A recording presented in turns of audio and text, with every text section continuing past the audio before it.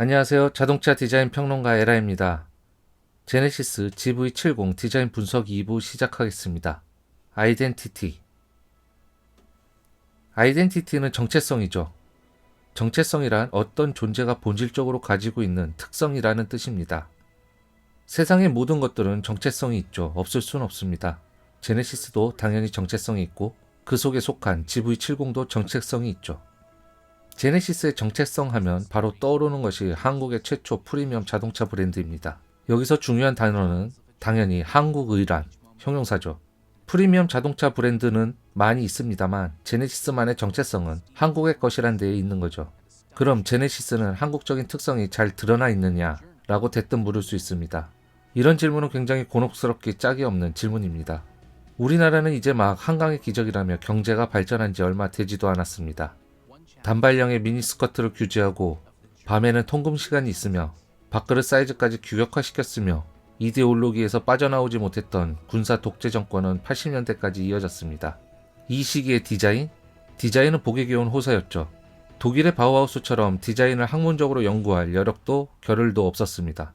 바우하우스가 설립된 연도가 1919년입니다. 세계 1차 대전 직후였죠. 당장 이것만 봐도 디자인이란 학문에 고민했던 시간의 갭이 무려 100년이나 차이 납니다. 이에 한국적인 디자인을 정의해보라면 어느 누구도 쉽게 할 수 없는 이유죠. 자동차도 마찬가지입니다. 첫 독자 모델이라고 일컫는 포니의 파워트레인은 일본 거요. 디자인은 이탈리아 겁니다. 포니가 양산되기 시작한 해가 1976년으로 약 40년 전입니다. 지금은 무려 세계 5위에서 6위 생산량을 왔다 갔다 할 정도로 눈부시게 발전했죠. 그러나 아직도 디자인은 외국인 수장에 기대고 있는 게 현실입니다. 그래서 제네시스 브랜드에 한국적인 아이덴티티가 없다고 폄훼하면 안 될 겁니다. 이제 막 시작 단계이니까요. 같이 찾아가야죠. 그런데 제네시스에 한국의 정체성이 아예 없는 것도 아닙니다. 제네시스의 브로슈어에서는 한국을 대표할 표현으로 거론한 특성이 있죠.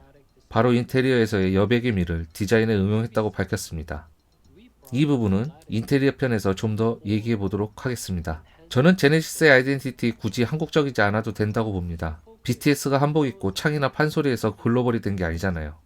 100년 넘는 디자인 역사를 가진 서유럽에서도 먹힐 만한 제네시스만의 명확한 아이덴티티가 있다면 그만인 것이죠.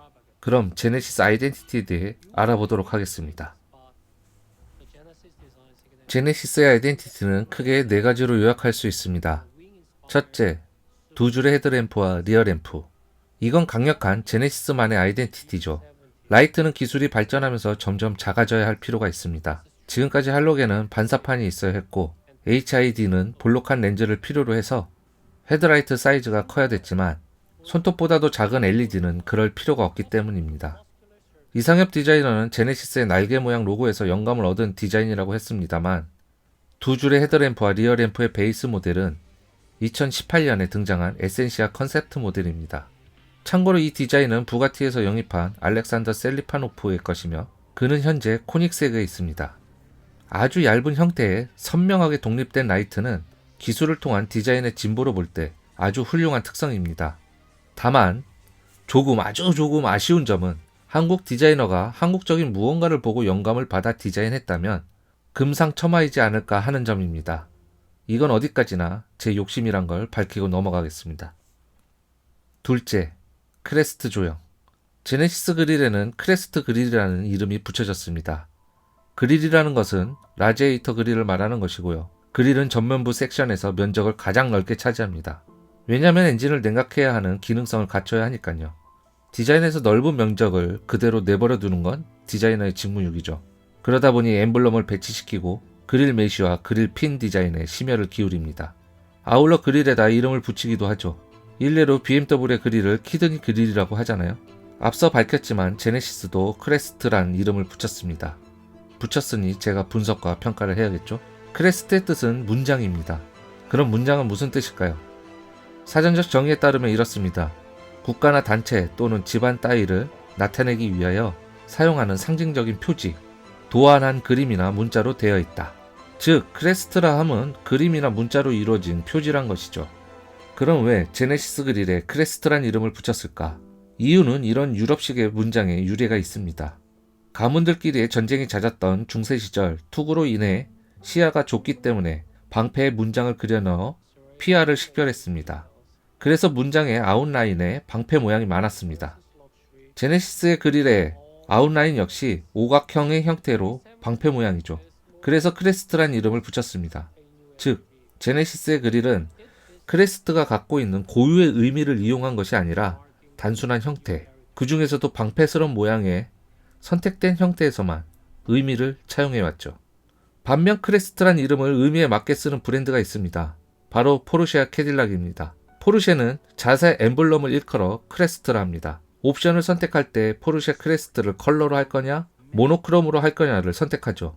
포르쉐 크레스트는 독일의 남서쪽 지방인 바덴-비르텐부르크 주의 문장과 주도인 슈투트가르트 시 문장을 합쳐서 만들었습니다. 슈투트가르트는 포르쉐 본사가 있는 지역이죠.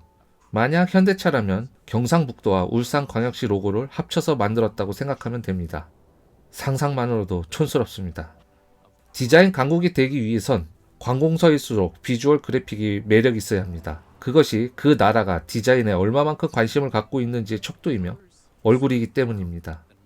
디자인은 화장입니다. 남들이 보고 남들에게 보여주기 위한 곳일수록 잘 포장되어 있어야 하죠. 캐딜락의 경우는 캐딜락의 본거지인 디트로이트를 처음 개척한 프랑스 장군인 앙투안 모스 카디아 가문의 문장에서 따왔습니다. 참고로 카디아의 영어 발음이 캐딜락입니다.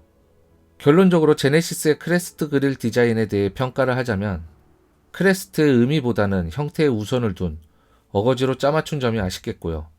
이건 역시 소스가 서유럽이란 점.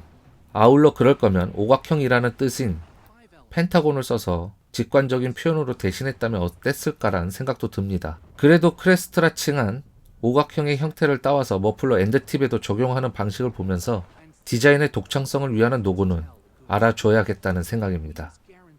셋째, G 매트릭스. G 매트릭스도 디자인을 수식하는 형태에 관한 명칭입니다. 다이아몬드 모양의 마른 목골이 모여있는 패턴을 일컬어 G 매트릭스라 명명했습니다. 대표적으로 반영된 곳이 라지에이터 그릴 메시죠.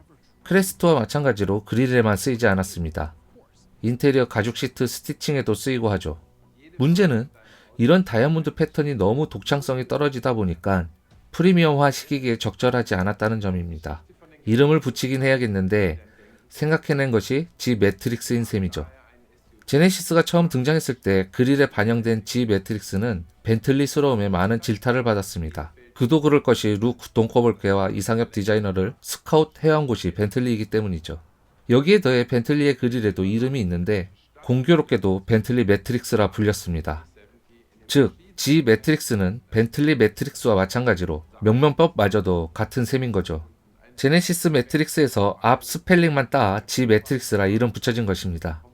다이아몬드 패턴은 범용적인 그래픽입니다. 벤틀리만 쓰라는 법은 없죠. 다만 그것을 브랜드만의 프리미엄화 시키는 방식엔 고유성이 있게 마련입니다. 그런 면에서 G 매트릭스는 한국에서 만든 첫 프리미엄 브랜드로서 고유성이 떨어진다고 할 수 있겠네요. 재미있는 점은 새롭게 리뉴얼된 벤틀리 플라잉 스퍼 디자인에선 벤틀리 매트릭스 앞에 롤스로이스와 같은 세로의 그릴핀을 덧댔다는 점입니다. 플래그십인 물산과 같은 디자인입니다. 향후 디자인에선 매트릭스 그릴을 감출 것 같습니다. 넷째, 파라볼릭 라인. 영국식 영어로 파라볼릭이고 미국식 영어로 패러볼릭인 이 단어는 포물선이란 뜻입니다. 기다란 아치를 그리는 포물선이 캐릭터 라인을 꾸미는 데 쓰였다는 건 한눈에 알아볼 수 있습니다. 포물선 라인이라고 하면 왠지 촌스럽죠? 파라볼릭 라인이라고 하면 뭔가가 있어 보입니다. 있어빌리티를 위한 효과 그 이상도 그 이하도 아닙니다.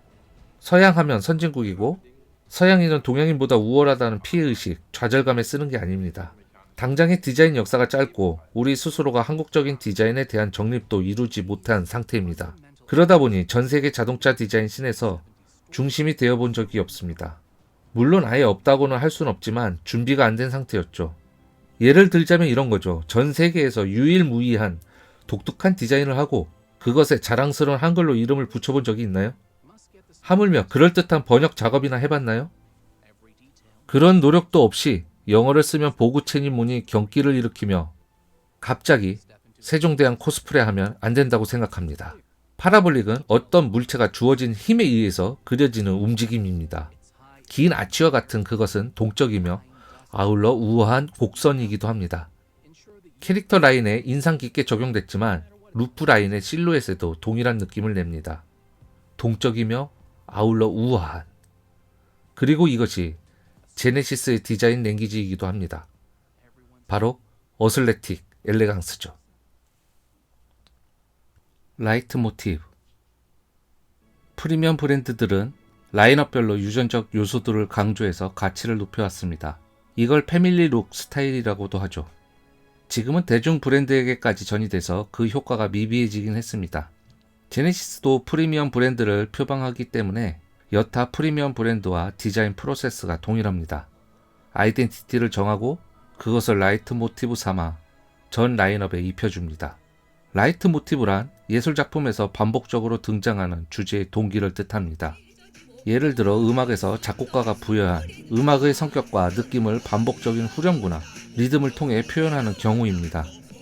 이날치의 범 내려온다란 곡을 들으면 보이스는 분명 국악이지만 반복적인 리듬은 댄스에 가깝죠. 작곡가는 그냥 홍대 클럽에서 흥이 나는 노래면 된다 라고 의도를 밝혔습니다. 반복적인 4분의 4박자와 단순한 드럼 비트가 라이트 모티브로 작용한 이 노래의 장르는 결국 하우스 뮤직이 됐습니다. 아마 크로스오버 국악이었다면 처참할 정도의 조회수를 기록했을 겁니다. 라이트 모티브는 아이덴티티를 반복시켜 독특한 특성을 만들어내는데 필수적인 과정입니다. 제네시스의 경우 두 줄의 헤드램프와 테일램프, 그리고 크레스트 조형, G 매트릭스, 파라볼릭 라인이 제네시스만의 아이덴티티이자 라이트 모티브가 됩니다. 그리하여 전 라인업에 마치 하나의 가족인 양 유전적 요소로 반복됩니다. GV70은 제네시스 가문의 CUV파 2대 손인 셈이죠.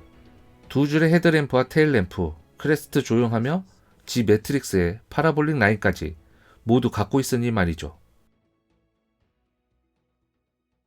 디자인 랭귀지. 제네시스의 디자인 랭귀지인 어슬레틱 엘레강스는 디자인의 기조입니다. 이를 자세히 알아보기 위해선 단어의 뜻과 맥락을 이해해야겠죠.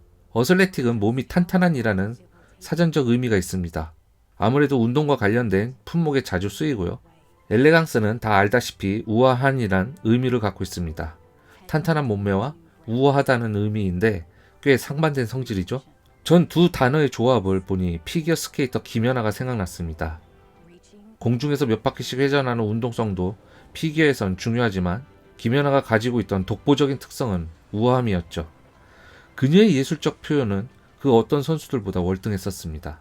그럼 제네시스에선 어떻게 구현이 됐을까요? 어슬레틱이란 탄탄한 몸매와 엘레강스라는 우아함의 조합이 말이죠. 3부에선 구체적인 GV70 디자인 분석으로 찾아뵙겠습니다. 감사합니다.